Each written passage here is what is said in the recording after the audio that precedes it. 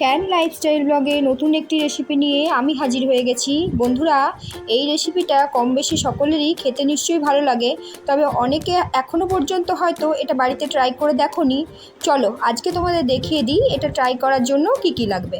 প্রথমে আমি এই যে মাশরুমগুলো নিয়েছি, এগুলোকে এইভাবে 4 ভাগে ভাগ করে নেব। বড় হলে 4 ভাগে, না হলে ছোট হলে 2 ভাগে ভাগ করে নিলেই চলবে। এবার এই মাশরুমগুলোকে আমি একটা বোলের মধ্যে নিয়ে নিলাম। এর মধ্যে আমি অ্যাড করে দেব 2 থেকে 3 চামচ কর্নফ্লাওয়ার, অ্যাড করে দেব অল্প একটু লবণ, আর দেব হলুদ। এবার দিয়ে দিচ্ছি 1/2 চামচ মতো আদা রসুনের পেস্ট। এবার অল্প করে জল দিয়ে এটাকে মেখে একটু সাইডে রেখে দেব। এবার আমি একটা জায়গার মধ্যে সাদা তেল বসিয়ে দিয়ে গরম হয়ে এলে এর মধ্যে একটু একটু করে মাশরুমগুলো ছেড়ে দিচ্ছি।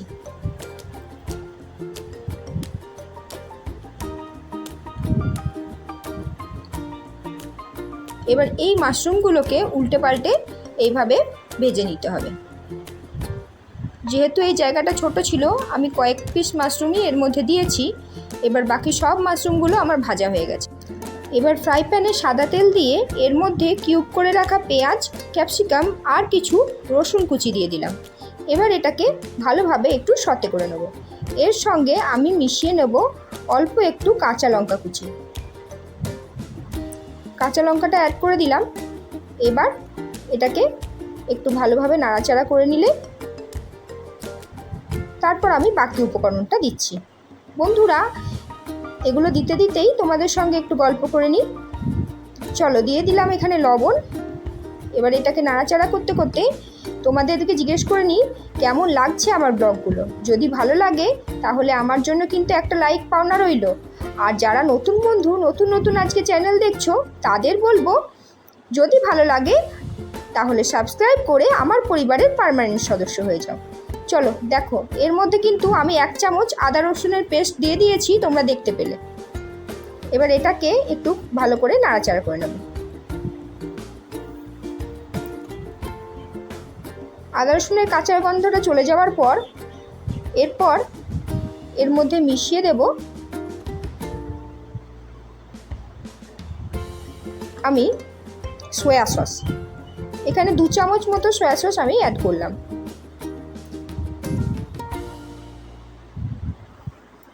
এবার এর মধ্যে দিয়ে দিচ্ছি টমেটো সস। 2 চামচ মতো টমেটো সসও এখানে দিয়ে দিতে হবে। এবার এটাকে ভালোভাবে নাড়াচাড়া করে নিতে হবে। যদি খুব তীখা খেতে না চাও তাহলে এই অবস্থায় 1/2 চামচ চিনি এর মধ্যে অবশ্যই অ্যাড করে দিও। এবার এর মধ্যে ভেজে রাখা মাশরুমটা আমি অ্যাড করে দেব।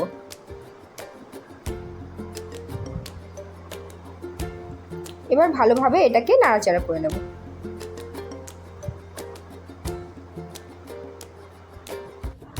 এবার মিশিয়ে নেওয়ার পর প্রথমে আমি কর্নফ্লাওয়ার মেশানো যে বাটিটা ছিল সেই জলটা এখানে দিয়ে দিলাম অল্প একটু। এবার এটাকে বেশ ভালোভাবে নাড়াচাড়া করে লাগলে আর একটু জল দিয়ে দেব। তাহলে বন্ধুরা, এইটা এরপর ফুটে এলেই কিন্তু আজকের এই রেসিপিটা রেডি হয়ে যাবে। আমি দেখতে পাচ্ছি এর মধ্যে একটু জল দিতে হবে, তাই অল্প 2 হাতা জল আমি এর মধ্যে অ্যাড করে দিচ্ছি।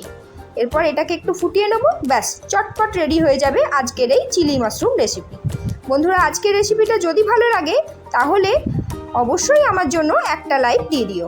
আর যেতে যেতে আরেকবার বলবো, যারা আমার পরিবারের নতুন সদস্য, নতুন দেখছো, তাদের জানাবো যদি ভালো লাগে তাহলে আমার পরিবারের পার্মানেন্ট সদস্য হয়ে আমার পাশে থেকো।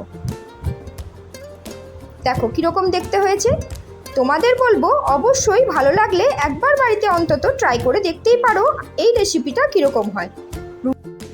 তাহলে চলো বন্ধুরা, দেখা হচ্ছে আগামী দিনে।